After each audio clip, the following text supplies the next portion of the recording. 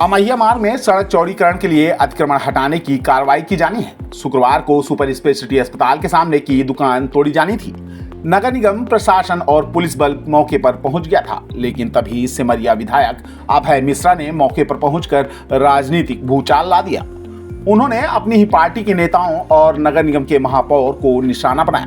महापौर पर निशाना साधते हुए कहा कि वह डिप्टी सीएम राजेंद्र शुक्ला के खिलाफ कुछ बोलते ही नहीं है। जब जनता को उनकी जरूरत है तो वह मौके पर मौजूद ही नहीं है। उनकी सहमति के बिना यह तोड़फोड़ कैसे संभव है? उन्होंने महापौर और डिप्टी सीएम की मिलीभगत की तरफ खुलकर इशारा किया। उन्होंने कहा कि जनता से वोट तो लिए, लेकिन जब उनको जरूरत है तो महापौर गायब है। कांग्रेस का कोई भी पदाधिकारी मौके पर नहीं है। उन्होंने तिवारी परिवार पर भी निशाना साधा। कहा कि अमैया में 3 परिवार हैं, सभी वक्फ बोर्ड की जमीन पर जमे हुए हैं। भाजपा सरकार आने के बाद अब वही एक दूसरे का संरक्षण कर रहे हैं। सिमरिया विधायक अभय मिश्रा ने नगर निगम महापौर अजय मिश्रा बाबा पर सीधा हमला बोला है। उन्होंने कहा कि हमारी पार्टी के महापौर हैं और यदि वह चाहते हैं कि यहाँ के आवास नहीं गिरें तो उन्हें यहाँ होना चाहिए। सिमरिया विधायक अभय मिश्रा ने सिरमौर चौराहा में गुरुवार को आयोजित धरना प्रदर्शन के दौरान भी अपनी पार्टी के नेताओं पर निशाना साधा था। अब उन्होंने खुलकर अपनी पार्टी और महापौर को निशाने पर लिया है। उनके इस बयान से कांग्रेस की राजनीति में भूचाल आ गया है। यही तो मुझे यही बात तो डस रही है कि आपके खिलाफ राजेंद्र शुक्ला जी, हम सिमरिया के, हमारे खिलाफ दिन रात लगे रहते। आप उन्हीं के विधानसभा क्षेत्र के महापौर, आपके खिलाफ शुक्ला जी ने आज तक एक शब्द नहीं बोला। आप उनके खिलाफ एक शब्द नहीं बोल रहे। जब चुनाव आता है तो भाषण देकर इन गरीबों का वोट ले लेते हो, और जब आज इन गरीबों की कथा आई तो आप खड़े होने को तैयार नहीं। यही सब बातें तो हैं। ऐसा अगर घुमा के कान पकड़ना हो तो क्यों पकड़े? राजेंद्र शुक्ला को वोट दे दें, सीधी बात। हम उन्हीं को वोट दे दें, फिर मतलब क्या निकला वोट देने? आपको महापौर बनाने हम केवल बुराई लेने के लिए हैं, कुल मिला के, और उसका प्रायश्चित तो दंड भुगतने के लिए। कुल मिला के मानते हैं कि वो महापौर भी उनके समर्थन में है। क्या बोल रहे हैं? आप मानते हैं महापौर? नहीं जानता समर्थन में है कि नहीं है, बस चुप्पी को मैं बुरा मानता हूँ।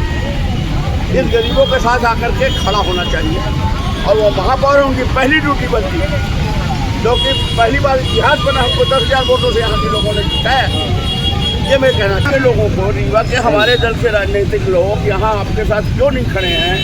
हमारे महापौर अगर यहाँ पर नगर निगम के हैं, वो हमारे महापौर हैं, अगर वो चाहें यहाँ ये नहीं गिरना चाहिए तो उनको यहाँ खड़ा होना चाहिए, और बिना उनकी अनुमति के ये कैसे संभव हो सकता है? मेरा ये कहना है कि देखिए, यहाँ की जो राजनीतिक परिस्थिति, यहाँ का पुराना इतिहास क्या है? यहाँ का पुराना इतिहास ये है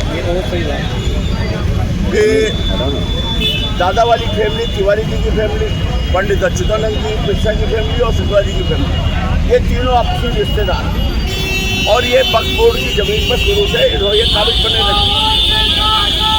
इसके बाद जब राजनीति की तासीर बदली, भारतीय जनता पार्टी की सत्ता आई, तो वही पूरे के पूरे लोग शिफ्ट हो गए। आज उनके हितों की रक्षा यही करते हैं। आपस में सब मिली जुली चतुराई है, उनका नुकसान नहीं हो सकता। और जब ये मामला है, और वही जो वो टीम थी, वही टीम आज हम कांग्रेसी हैं, कांग्रेस साथ खड़ी है। लेकिन जहाँ न्याय की बात आएगी तो हम किसान का भाषण देंगे, ये करेंगे। हम मौके पर क्यों नहीं खड़े? भाई आपके दुख दर्द में हम खड़े तो हों। आपको अगर सब फिर इन्हीं को अधिकार दे दिया जाएगा और फिर 5 साल जेला जाएगा। मुझे इनसे शिकायत हो रही है, मुझे अपने पार्टी से भी शिकायत है कि हमारे पार्टी का जो कर्तव्य होना चाहिए वो पूरा नहीं हो रहा है। ठीक है, जो होगा फेस करेंगे। हमें मालूम है कि सत्ता है, जो मुख्यमंत्री हैं, इनके अधिकारी हैं, आजकल तो ये गुंडागर्दी भी करते हैं, अपराधी भी लेकर चलने लगे जो ये पहले नहीं करते थे। आज रीवा में सबसे ज़्यादा इनकी आपराधिक छवि है, और ये सब कर लेंगे, आपको मार पीट लेंगे, आपको जेल में डाल देंगे, गिरा देंगे, सब कर देंगे। लेकिन एक बात ध्यान रखना कि चिता में जो डरता है उसकी भी लाश जाती है, और जो नहीं डरता है उसकी भी जाती है। और दूसरी बात, हम मरेंगे तो घाट में नहीं मरेंगे, हम युद्ध के मैदान में।